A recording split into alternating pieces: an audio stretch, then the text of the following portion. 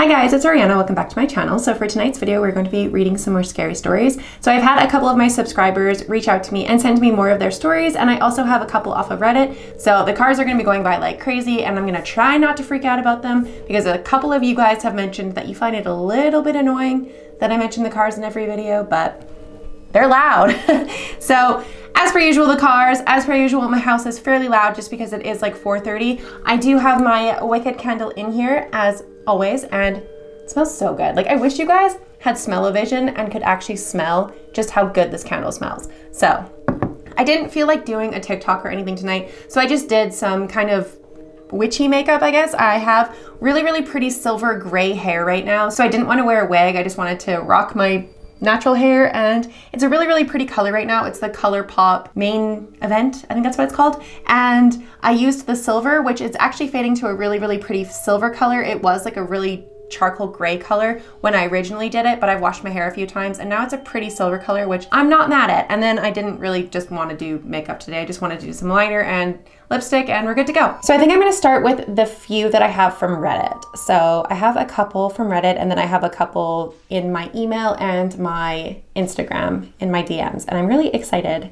to read them because a few of them I haven't actually read yet. So I'm super excited. From Reddit, it is from the paranormal section, and it's from the Reddit user 6081 Miles, and it is titled, "I saw someone that I wasn't supposed to see." I was once working a reception at a 5-star resort that's about 45 minutes away from the city center. Everyone who has worked in tourism or hospitality knows that there are certain periods during the year where it's busier than usual. Example, peak season. This incident happened during peak season. The resort was overbooked and guests were checking into their rooms one after another at the reception counter. I was almost done checking in this nice lovely couple when I saw this family of 5 standing behind them, and I tried to finish up as fast as possible so I could assist the family that was next in line. You must be thinking that when I said it was a family of 5, it's the parents and 3 kids, right? But it was actually 2 kids, 1 elderly woman who at the time I assumed was either the husband's or wife's mother. Now, the resort's policy was to get the details of every guest that was staying in the resort, and it's for good reason, safety. It's the same reason that all the airlines are doing when they obtain their passengers' info. So I told the husband that we needed everyone's details, and he just said, sure, no problem. And of course, I was expecting 5 names on the registration form. By the end, I realized there was only 4 names. The family were already at the concierge desk to pick up all their luggage and then left to go to their room. I couldn't go after them as I was assisting another guest. Like I said, it was peak season, so all I could do was just watch them from afar. Walking towards the elevators, then disappeared from sight. The whole time they were walking, the old woman just followed them from behind quietly. But I didn't give much thought to it and went right back to assisting the guest that was in front of me. After the buzz had died down around 4 p.m., I decided to ring the family's room to inform them that there were missing details. The husband came down to the reception alone, and I told him I needed the info of his or his wife's mother. The man just stood there, stared at me for what felt like a minute, and said, "It's only my wife and our 2 kids."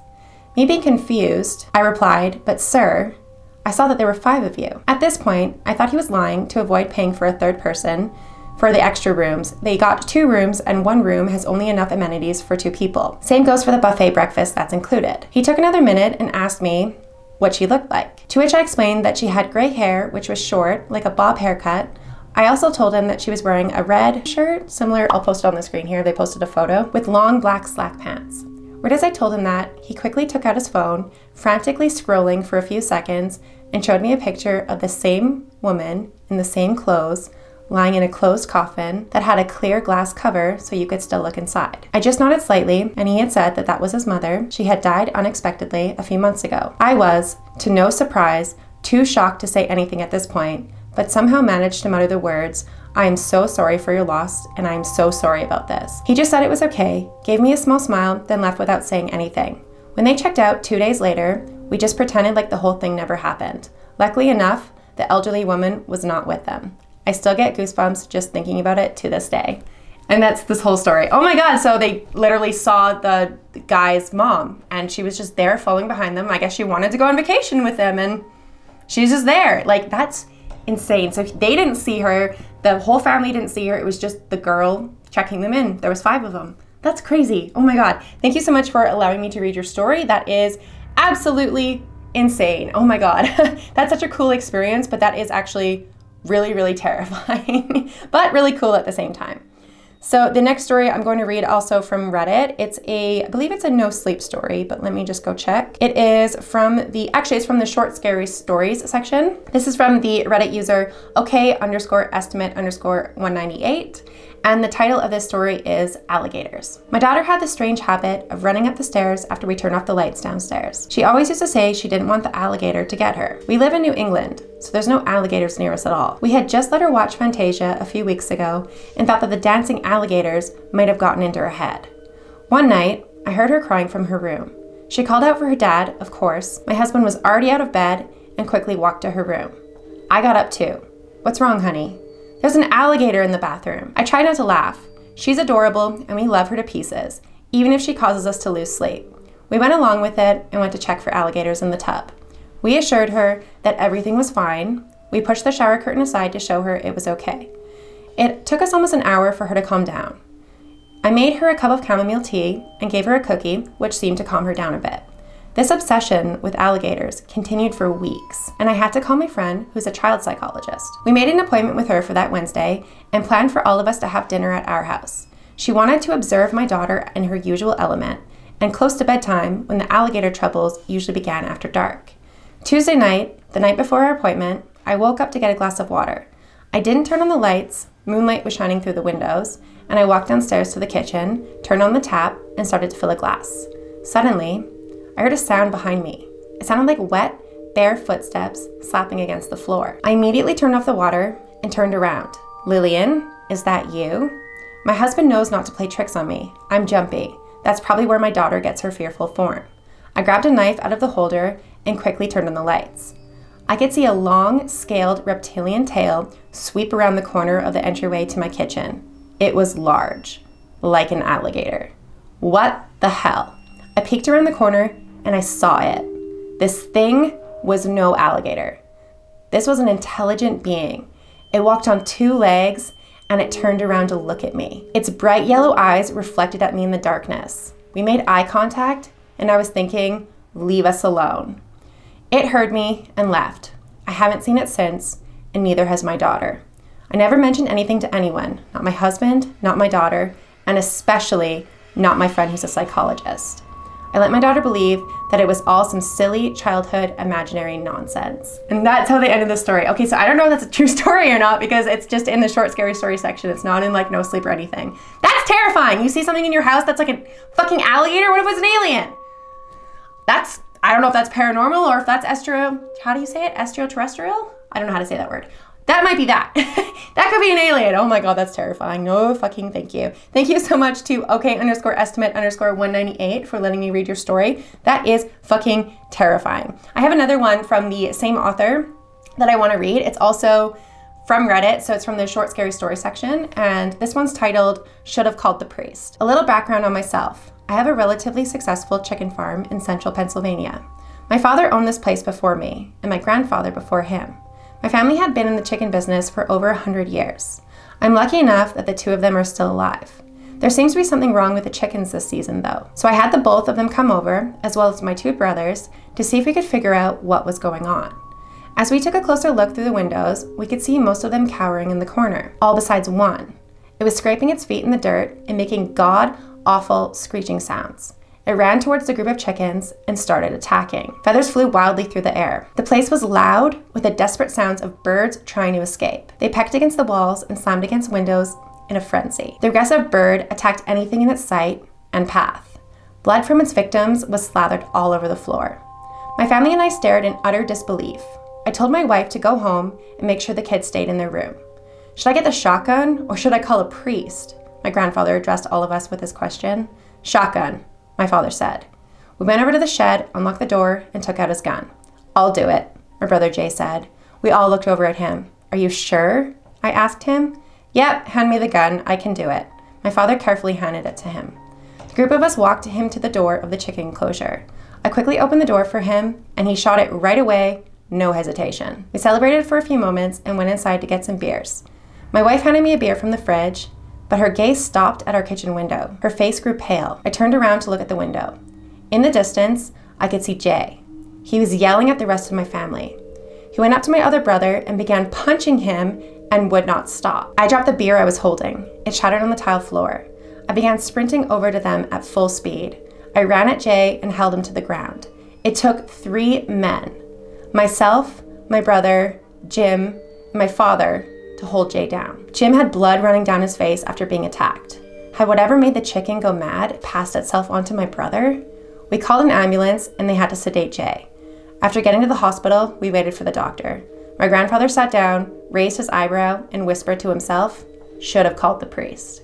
And that's the end of the story. Oh my God, that's fucking terrifying. No, thank you.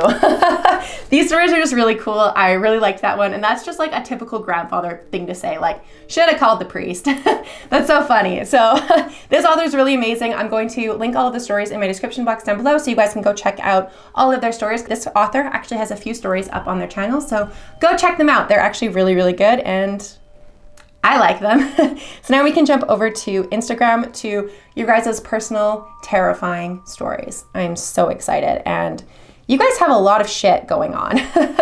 It's absolutely fucking terrifying. Okay, so the first story that I'm gonna read is from the Instagram user shorty_abhadi. I'm sorry if I said your name wrong. She sent me a DM last Wednesday and she said, "I have a creepy paranormal story I'd like to share with you. I hope you read this. Oh, and trust me, it's creepy. Laugh out loud." She starts her story off, there's no title, so it's just an Instagram DM. She says, "It was September 2021 when I first really started noticing the paranormal activity.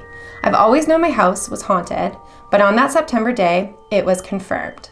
I went downstairs to my bedroom, ready to go to sleep, when I opened my bedroom door and I saw a huge black shadow standing in front of my bed, and I immediately backed out of my room thinking that an actual human was in there.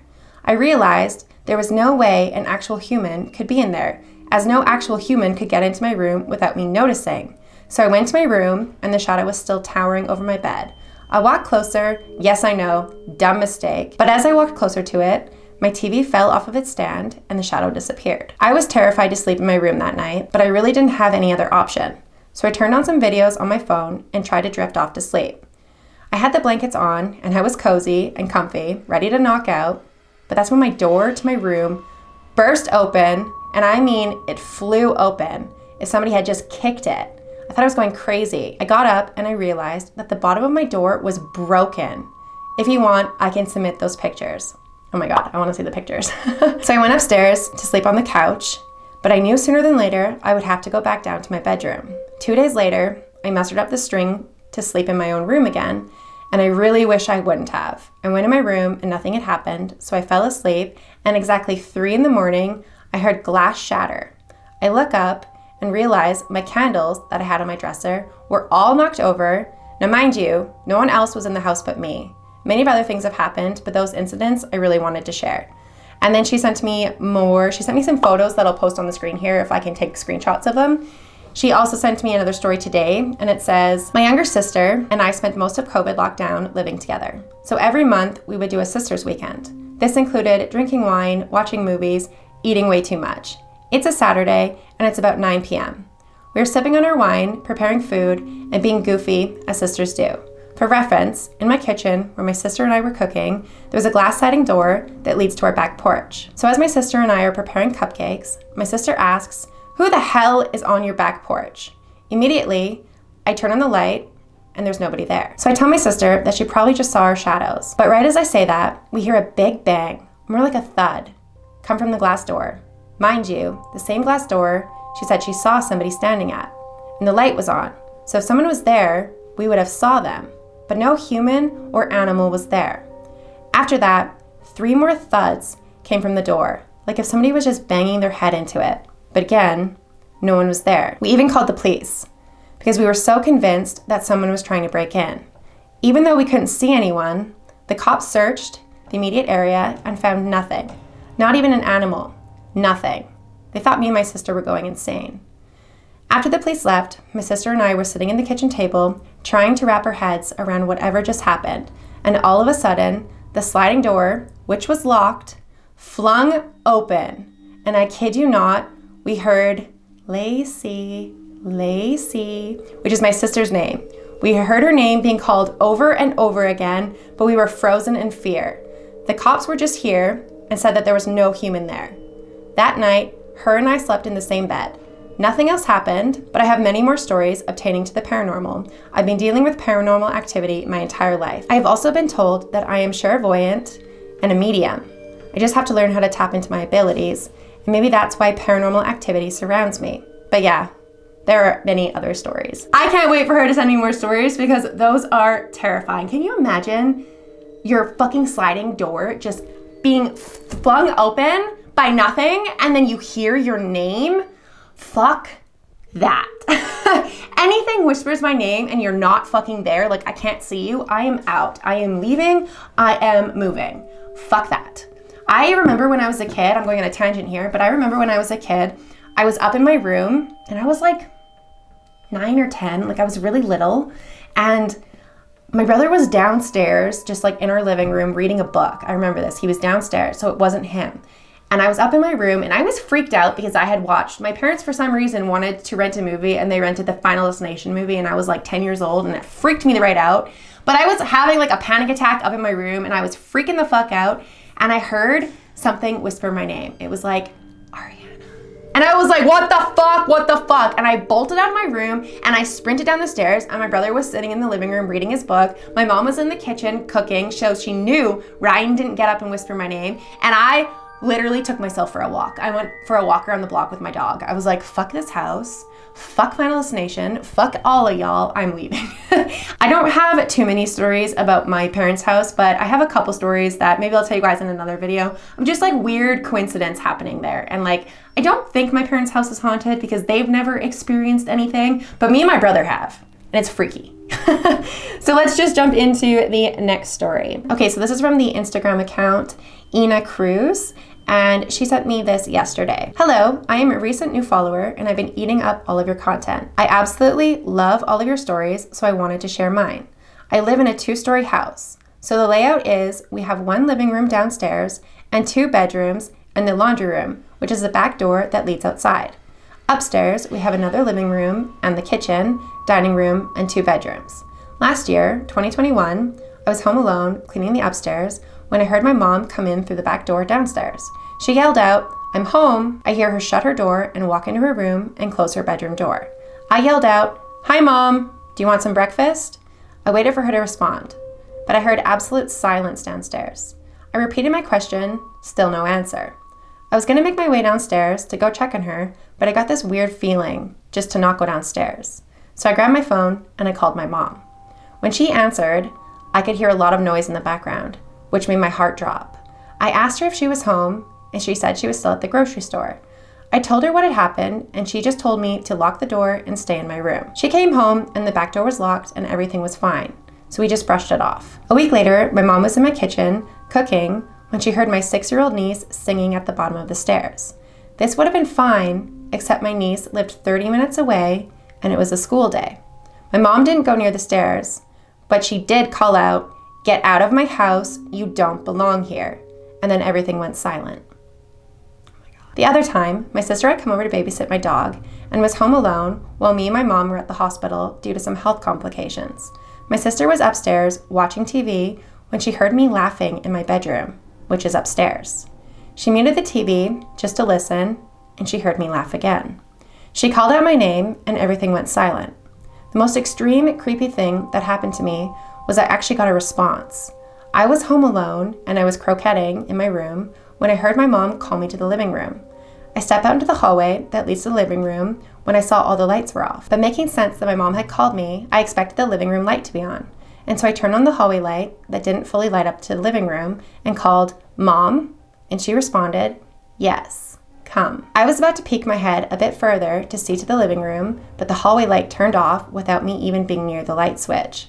So I bolted and ran to my room and locked my door. Once I got to my room, everything went silent, but my dog started weeping and I just held him tight. I called my mom to ask if she was home, but like last time, she wasn't even close to being home. And after that, I always sleep with the nightlight on. Whatever that thing is, it's always imitating people of my family. It always sounds exactly like them and I don't know what to do. Oh my God, that's creepy. No fucking thank you. I responded to her with, "Oh my fuck, no thank you. That's terrifying." I said things that mimic you are the worst. Like, what the fuck? I will test read your story on my channel. That is so scary. I would move, but I'm a chicken. I was like, next time you hear anything in your house, you should record it and send it to me. And she said, I'm 100% gonna try to record it. If I get anything, I will definitely send it. I have this recording camera that I'm gonna install downstairs since it's where most of the activity is. So hopefully I'll be able to get it. Thanks so much. And I was like, I hope you do. Like, get it on camera, and maybe if it's camera shy, it'll just fuck off. Never know. So thank you so much for sending me that. That's amazing and terrifying, and I hope it goes away because I would move. That is terrifying. Oh my God.